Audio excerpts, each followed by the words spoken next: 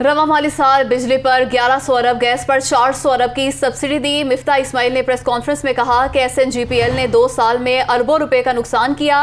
इमरान खान ने IMF मुआहदे के खिलाफ सब्सिडी दी। 1600 अरब का नुकसान विफाक को ले डूबेगा।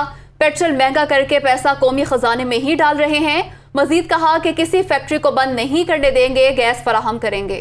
मुश्किल फैसले लेने पड़े तो जरूर लेंगे। लगता है इस साल तेल की कीमतें कम नहीं होंगी। हमारा जो बिजली के रेट सेट करने के जो निज़ाम है उसमें कुछ सुकुम हैं। हमारा ट्रांसमिशन एंड डिस्ट्रीब्यूशन लॉसेस जो है वो अनबेरेबली हाई हैं और पिछले 3-4 सालों में कोई काम इस पर नहीं हुआ है।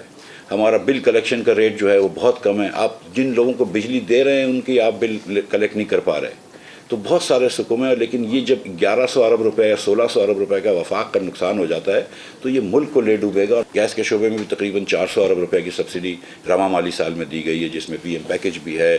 हम जो गैस दे रहे हैं वहाँ पे ये 400 अरब रुपए तो एक नुकसान हो गया। जो नुकसान नहीं नज़र आ रहा है कि 1400 अरब रुपए का आपने गैस में सर्कुलर डेट कर दिया। 200 अरब रुपए का नुकसान पिछले 2 सालों में SNGPL ने सिर्फ सर्दियों में करा है, जब आपने LNG को डोमेस्टिक गैस में बेचा है। गैस देंगे, किसी की फैक्ट्री को बंद नहीं करने देंगे, क्योंकि इससे रोजगार आता है। मुश्किल फैसले लेने हैं तो इंशाल्लाह लेंगे।